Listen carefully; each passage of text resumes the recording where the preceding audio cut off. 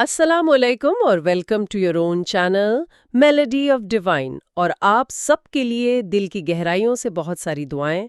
किताब बातें मेरे मुराद की कि आज एपिसोड 12 हम शुरू करने जा रहे हैं, जिसके टॉपिक ये हैं रूहानियत बामुकाबला मादियत, जज्बाती ठहराव, वालिदैन की तरबियत और अमली ज़िंदगी में दरवेशी के उसूल।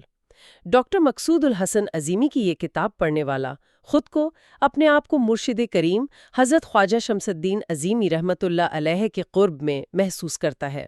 चलें अब हम शुरू करते हैं। बिल्कुल, बिस्मिल्लाह करते हैं। तो इस किताब का मुताला करते हुए और आज के इस गहरे तज्ज़िये के लिए जो ज़राए हमने देखें, मुझे सबसे ज़्यादा जो चीज़ महसूस हुई वो ये है कि यानी ये कोई रिवायती तसव्वुफ़ की बहस नहीं है। बिल्कुल नहीं। हाँ, बल्कि ये सीधी हमारी रोज़मर्रा की ज़िंदगी और हमारी नफ्सियाती कश्मकश पर बात करती है। और यहीं से हमारा आज का मिशन शुरू होता है। आज का मकसद ये है कि हम रवायती और खुश्क फिलसफियाना बहसों से ज़रा बाहर निकलें। सही। हमने इन अमली और यानी नफ्सियाती पहलुओं को समझना है, जो वाकई एक आम इंसान को, जो सुबह 8 से शाम 5 बजे तक दफ्तर की चक्की में पिसता है ना, उसे रूहानी सुकून दे सकें।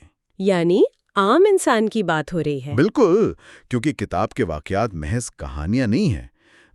ये बताते हैं कि तसव्वुफ हवा में उड़ने का नाम नहीं है, बल्कि ज़मीन पर पूरी जिम्मेदारी से चलने का सलीका है। अरे वाह, जमीन पर चलने का सलीका। अच्छा, इस बात से मुझे किताब का वो हैरत अंगेज मंजर याद आ गया जिसने मुझे काफी सोचने पर मजबूर कर दिया। वो हारा वाला वाकया? हाँ, बिल्कुल वही। जरा तसव्वुर करें, रात का पिछला पहर है, तारों भरा आसमान है और एक एहरामी ढांचे में यानी हिरा में एक मुरीद बैठा है। हवा बिल्कुल साकित है, लेकिन दो आवाजें आ रही हैं, है ना? जी, सिर्फ दो आवाजें। एक तो मुर्शिद की पुरसुकून नींद की उनके सांस लेने की आवाज और दूसरी मच्छरों की मुसलसल भुनभुनाहट। मच्छर काट रहे हैं। एक ऐसी राहत है जिसे देखकर अक्ल दंग रह जाती है। तो मेरा सवाल यहाँ ये बनता है कि आखिर सिर्फ 10-15 मिनट के मुराकबे में ऐसा क्या हुआ? यानी मुरीद की जिंदगी की सारी महरूमियां यूं उड़ गईं जैसे धुआं हों। ये अंदर की दुनिया इतनी जल्दी कैसे बदल गई? यहाँ जो चीज़ सबसे हैरान कुन है, वो इंसानी शऊर की मुंतकिली है। यानी अगर हम इसका मैकेनिज्म समझें, तो इंसान का मादी वजूद मच्छरों से परेशान था। जाहिर है। उसका सारा ध्यान जिस्म की तकलीफ पर था। लेकिन जब उसने मुर्शिद की वो पुरसुकून कैफियत देखी ना, तो उसका दिमागी मरकज़ शिफ्ट हो गया। मतलब फोकस बदल गया। जी, रूहानियत में उसे तवज्जो कहते हैं। किताब बताती है कि जब ध्यान मादियत के शोर से हटता है, तो हर चीज़ बेहकीकत महसूस होने लगती है। और फिर वो हिंदी गीत के बोल ज़हन में गूंजने लगे। अच्छा, हाँ, वो गीत वाला जिक्र भी तो है उसमें। बिल्कुल। वो गीत कोई फजूल चीज़ नहीं थी। वो इस बात की अलामत थी कि दिमाग अब दुनियावी फिक्रों से कटकर एक लतीफ़ लहर पर आ चुका है। क्या बात है। चले इसे थोड़ा और समझने की कोशिश करते हैं। जिस्म और रूह का जो ये ताल्लुक है, जी किताब में एक खत का भी जिक्र है ना? जी, वो खत तो बहुत गहरा है। हाँ, मैं वही सोच रही थी कि मुर्शिद ने मुरीद को लिखा कि मेरे अंदर रूह नहीं है तो मैं खाना नहीं खा सकता और मुर्दा जिस्म कभी दफ्तर नहीं जाता। बिल्कुल। तो अगर हम आज की जबान में बात करें तो क्या हम कह सकते हैं कि जिस्म एक हार्डवेयर है? बिल्कुल सही तशबीह है। हार्डवेयर और सॉफ्टवेयर। यानी जिस्म हार्डवेयर है और रूह सॉफ्टवेयर है। तो रूह के बगैर ये हार्डवेयर किसी काम का नहीं। तो फिर इंसान इस हार्डवेयर की इतनी फिक्र क्यों करता है? यही तो अलमिया है। और रूह के कामों में टांग क्यों अड़ाता है? लेकिन यहाँ मेरा एक सवाल है, अगर रूह ही सब कुछ कर रही है तो क्या दुनिया को बिल्कुल छोड़ दें, कामकाज छोड़ दें? नहीं नहीं, मुर्शिद का पैगाम दुनिया छोड़ने का नहीं है। उनका पैगाम है मुल्कियत के एहसास को छोड़ना। हमने हार्डवेयर को ही अपनी कायनात समझ लिया है ना। मतलब हम मादी सहारों पर तकिया कर लेते हैं। बिल्कुल। किताब में कितनी ज़बरदस्त मिसालें हैं। काकोल से पास आउट होने वाले फौजी, बड़े बड़े फैक्ट्री मालिकान, वकील। हाँ, जिनके चलते हुए कारोबार अचानक बैठ गए। जी हाँ, क्योंकि मादी सहारे आर्जी हैं। मेहनत करना इंसान का काम है, लेकिन नताइज के लिए उस ताकत पर भरोसा करना है जो इस रूह को चला रही है। तो गोया मसला کام کرنے میں نہیں بلکہ کام کو اپنی انا کی طاقت سمجھ لینے میں ہے۔ 100% درست بات ہے۔ اسی لیے تو مرشد نے سیدھا عملی مشورہ دیا کہ بھائی کھانا کھاؤ تو یہ سوچو کہ جسم کھا رہا ہے اور کوئی اور کھلا رہا ہے۔ ارے واہ! اور وہ خط جس کا آغاز یا حیو یا قیوم سے ہوا تھا۔ یعنی وہ ذات جو زندہ ہے اور قائم رکھنے والی ہے۔ یہ ہارڈ ویئر کو پاور سپلائی یاد دلانے والی بات ہے۔ پاور سپلائی والی بات بہت زبردست ہے۔ اور جب انسان اس عملی وادی میں اترتا ہے نا تو میں پڑھ رہی تھی کہ رویے میں کتنی تبدیلی آتی ہے۔ بہت بڑی نفسیاتی تبدیلی آتی ہے۔ ہاں، وہ جذباتی ٹھہراؤ۔ مجھے وہ واقعہ یاد آ رہا ہے جب مرید کراچی سے واپس آیا تھا۔ اس کی بیوی کا جملہ بڑا کمال تھا کہ ابا حضور نے خوب سیدھا کر کے بھیجا ہے۔ ہاں، یہ واقعہ بہت دلچسپ ہے۔ یعنی روحانی تربیت سے انسان کے غصے اور رویوں میں کتنا ٹھہراؤ آ جاتا ہے، لیکن یہ اتنا آسان تو نہیں ہے نا؟ بالکل آسان نہیں ہے، اور اس کی سب سے بڑی وجہ انسان کا اپنا ذہن ہے۔ کتاب میں ایک اور نفسیاتی پہلو ہے، لوگوں کے خیالات پڑھنے کا، یعنی کشف۔ وہ جی کہ اگر دوسروں کے خیالات نظر آئیں تو انسان پاگل ہو جائے؟ جی، ذرا سوچیں، ایک شخص دفتر میں ہے، باس مسکرا رہا ہے لیکن اندر سے نوکری سے نکالنے کا سوچ رہا ہے۔ ارے باپ رے، یہ تو بہت خوفناک ہے۔ یا بیوی دل میں شوہر کو کوس رہی ہے۔ اگر انسان کے سامنے یہ سب کھل جائے تو ذہن کا پردہ ہی پھٹ جائے گا۔ صحیح، مطلب معاشرہ چل ہی اس لیے رہا ہے کہ ہم ایک دوسرے کے اصل خیالات نہیں جانتے۔ بالکل، اسی لیے کشف اس وقت تک نہیں ملتا جب تک انسان میں نظر انداز کرنے کا ظرف نہ پیدا ہو جائے۔ ظرف والی بات بڑی اہم ہے۔ اچھا، یہاں ایک اور دلچسپ بات ہے جس نے مجھے تھوڑا الجھا دیا تھا، وہ حضرت لوط علیہ السلام اور افراسیاب کا واقعہ۔ وہ خوشی اور غمی والا؟ جی، مطلب اگر بیٹا پیدا ہو تو کہتے ہیں کون سی بڑی بات ہے، اور کوئی مر جائے تو بھی ان کا رویہ یہی ہوتا ہے کہ سب مرتے ہیں۔ ذرا رکیے، کیا یہ رویہ ایک عام انسان کو سرب مہر یا مطلب پتھر دل نہیں لگتا؟ بظاہر ایسا ہی لگتا ہے۔ یعنی خوشی پر خوش نہ ہونا اور موت پر غمزدہ نہ ہونا، کیا یہ جذباتی بے حسی ہے؟ نہیں، یہ ایک بہت فطری سوال ہے، لیکن یہ بے حسی نہیں ہے۔ سچی درویشی جذبات کو دبانے کا نام نہیں ہے، بلکہ یہ وسعت نظری ہے۔ وسعت نظری، تھوڑا اس کو ڈیفائن کریں گے؟ یعنی وہ اس دنیا کو ایک ٹائم لائن کی طرح دیکھتے ہیں۔ انہیں پتا ہے کہ پیدائش اور موت صرف 2 دروازے ہیں۔ وہ محسوس سب کرتے ہیں لیکن جذبات کو حاوی نہیں ہونے دیتے۔ تو مطلب وہ جذبات سے خالی نہیں ہوتے، بس ان کے غلام نہیں ہوتے۔ بالکل صحیح سمجھیں آپ، توازن برقرار رکھتے ہیں۔ اچھا، اگر وہ اتنے ہی بے نیاز ہوتے ہیں تو پھر ان کا خاندانی نظام اور رشتوں کے ساتھ کیا برتاؤ ہوتا ہے؟ کیونکہ کتاب میں تو والدین کی تربیت پر بڑی عملی باتیں ہیں۔ اور یہی وہ نقطہ ہے جو ایک سچے روحانی انسان کو ایک کسی غار میں بیٹھے تارے کو دنیا شخص سے الگ کرتا ہے۔ وہ رشتوں سے بھاگتے نہیں ہیں۔ اور بچوں کی تربیت کے حوالے سے مرشد کا جو نظریہ ہے، میں تو حیران رہ گئی کہ آج کی ماڈرن پیرنٹنگ پر بھی وہ بھاری ہے۔ ہاں، وہ کہتے ہیں کہ اولاد کبھی باغی نہیں ہوتی۔ بالکل، وہ کہتے ہیں سمجھدار ماں باپ بچوں کو اپنی ملکیت نہیں سمجھتے، ان پر اپنی نامکمل خواہشات کا بوجھ نہیں ڈالتے، بلکہ وہ بچوں کو اپنے پیروں پر کھڑا ہونے میں مدد دیتے ہیں تاکہ وہ اپنے فیصلے خود کر سکے۔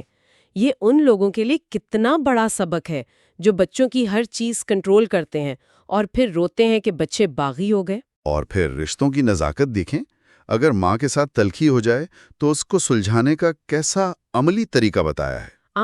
وہ معافی مانگنے والا۔ جی، مرشد نے فلسفہ جھاڑنے کے بجائے کہا کہ پیچھے سے جا کر ماں کے کندھے دبائیں۔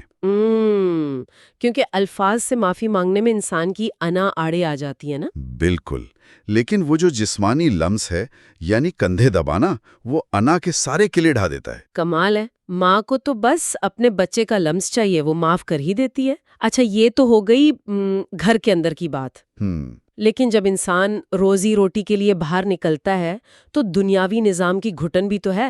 آج کا انسان اس سود پر مبنی نظام میں پھنسا ہوا ہے۔ بینکوں والا واقعہ نا؟ جی، جب مرشد بینک گئے تو انہوں نے فرمایا کہ یہاں عجیب سی کوفت اور گھٹن ہوتی ہے، لیکن ساتھ ہی یہ بھی تسلیم کیا کہ واسطہ تو پڑے گا۔ ظاہر ہے نظام اسی پر چل رہا ہے۔ تو میرا سوال یہاں یہ ہے کہ تو اس سب کا اصل مطلب کیا ہے؟ کیا ہم کارپوریٹ کلچر چھوڑ کر جنگل میں چلے جائیں؟ یہی تو آج کے دور کا سب سے بڑا سوال ہے، اور جواب چھپا ہے تکوین، یعنی نظام قدرت میں۔ اچھا، تکوین کا مطلب ہے کہ انسان اس نظام کے اندر رہ کر اپنا توازن برقرار رکھے۔ مرشد نے بینک کو آگ تو نہیں لگائی نا؟ نہیں، بالکل نہیں۔ انہوں نے واضح کیا کہ سسٹم کے اندر کام کریں، حلال روزی کمائیں، لیکن دل کو اس سود اور لالچ سے آزاد رکھیں۔ یعنی کشتی پانی میں رہے لیکن پانی کشتی کے اندر نہ آئے۔ 100% یہی بات ہے۔ یہ بات واقعی دل کو بڑی تسلی دیتی ہے۔ اور یہ سب علم عمل سے ملتا ہے، مرشد کی صحبت سے ملتا ہے۔ اس پہ مجھے وہ عبدالصمد کا قصہ یاد آ رہا ہے۔ ہاں؟ اچانک عبدالصمد کو بیڑی بڑھا کر کہا، یہ لو کشف۔ اور آنکھیں کھل گئی؟ بالکل، اور باطنی دنیا عیاں ہو گئیں۔ ایمانداری کی بات ہے، یہ سن کر تھوڑا جادوئی سا لگتا ہے۔ ایک عام سی سگریٹ پینے سے کشف کیسے کھل سکتا ہے؟ دیکھیں، یہ کوئی جادو نہیں تھا، اور یہ برے صغیر کی روحانی روایت رہی ہے، جیسے نانا تاج الدین ناگپوری جیسے اولیاء کا طریقہ تھا۔ تو پھر اس کا سائنسی یا نفسیاتی میکینزم کیا تھا؟ وہ کشف تمباکو میں نہیں تھا، وہ دراصل انسان کی توقع اور انا کو توڑنے کا عمل تھا۔ مرید تو توقع کر رہا ہوتا ہے نا کہ کوئی بڑا وظیفہ ملے گا، ہاں، کوئی نورانی شعاع نکلے گی یا مقدس کلمہ ہوگا۔ بالکل، لیکن جب مرشد نے جان بوجھ کر ایک دنیاوی چیز یعنی بیڑی بڑھائی تو اس غیر متوقع عمل نے ایک جھٹکا دیا۔ او، تو وہ پردہ پھٹ گیا ذہن کا۔ جی، ذہن کا خول ٹوٹا اور شعور سیدھا روح سے جڑ گیا۔ کیا کمال نفسیاتی جھٹکا تھا یہ۔ اور اس سے بھی زیادہ اہم بات یہ ہے کہ کشف ملنے کے فوراً بعد کیا حکم ملا؟ خدمت کا۔ ہاں، کہ جاؤ اپنے علاقے میں اور لوگوں کی خدمت کرو۔ مطلب روحانی طاقتیں ہوا میں اڑنے کے لیے نہیں ملتی۔ بالکل نہیں، خدمت کے بغیر کشف محض ایک تماشا ہے۔ اور آپ درویشوں کی قناعت دیکھیں، ایک پیسے کی مولیوں پر گزارا کرتے تھے۔ اور انتقال کے وقت سرہانے سے 2800 روپے نکلے، جو آج کے دور میں 28 لاکھ بنتے۔ تو کیا وہ کنجوس تھے؟ نہیں، وہ محتاج نہیں تھے۔ وہ استغنا کی اس منزل پر تھے جہاں دنیا قدموں میں ہوتی ہے لیکن وہ آنکھ اٹھا کر نہیں دیکھتے۔ یعنی ان کی سادگی کوئی مجبوری نہیں تھی، ان کا شعوری انتخاب تھا۔ اور یہاں یہ سوال اٹھتا ہے نا کہ خانقاہی نظام کا مقصد کیا ہے؟ کیا انسان کو زاہد خشک بنانا ہے؟ زاہد خشک یعنی وہ جو دنیا سے بھاگتا ہے؟ جی، وہ تو دنیا سے ڈر کر بھاگتا ہے کہ کہیں گناہ نہ ہو جائے، لیکن ایک درویش ایک شگفتہ اور خوش مزاج انسان ہوتا ہے۔ ارے واہ! اور وہ لیکچر دے کر نہیں سکھاتا، وہ خود مسلسل عمل کر کے دکھاتا ہے۔ جیسے لیو شاوچی کا ذکر آتا ہے کہ اس کے نظریات صرف ایک چونگی والے کے عمل کی بدولت باقی رہے۔ یہ گفتگو واقعی ذہن کے کئی دریچے کھول رہی ہے۔ آج کے اس گہرے تجزیے سے یہ بات بالکل شیشے کی طرح صاف ہو گئی ہے کہ روحانیت غار میں بیٹھنے کا نام نہیں ہے۔ بالکل نہیں۔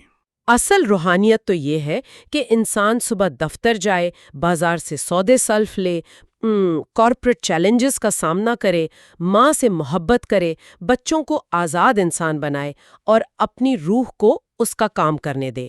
بہترین خلاصہ کیا آپ نے۔ ہارڈ ویئر کی دیکھ بھال اور سافٹ ویئر سے جڑے رہنا۔ جی۔ اور چلتے چلتے ایک سوال چھوڑے جاتا ہوں سننے والوں کے لیے۔ اگر یہ بات سچ ہے کہ ہمارے اندر کی روح ہی کھاتی پیتی ہے، تو کل صبح جب ہم جاگیں گے تو کیا ہم آئینے میں اپنے جسم کو اسی پرانے زاویے سے دیکھیں گے، یا اسے محض ایک سواری سمجھ کر اپنی اصل یعنی روح کے سکون کی فکر کریں گے؟ یہ تو واقعی بڑا گہرا سوال ہے اور ہر باشعور انسان کو خود سے پوچھنا چاہیے۔ ہمارا واٹس ایپ چینل لازمی سبسکرائب کریں جو کہ ڈسکرپشن میں دیا گیا ہے، تاکہ آپ تک کچھ اہم معلومات بھی فوراً پہنچائی جا سکیں۔ اینڈ آپ کا بہت شکریہ کہ آپ نے ساری پوڈ کاسٹ سنی اور دیکھی۔ امید ہے کہ آپ کے دل معرفت کی روشنی سے منور ہوئے ہوں گے۔ اگر آپ نے چینل میلوڈی آف ڈیوائن کو سبسکرائب نہیں کیا تو پلیز کر لیں، لائک کر دیں ویڈیو کو اور forward it to the ones whom you think they are interested to listen such kind of spiritual content جو کہ آپ کو سکھاتا ہے اور آپ کی نرشمنٹ کرتا ہے۔ اور اگر آپ نے ریڈنگ سیشن لوہو قلم کے پوڈ کاسٹ نہیں دیکھی اور سنی تو لازمی پلے لسٹ میں جا کے سنیے۔ بہت دعا کے ساتھ اللہ حافظ ٹو آل۔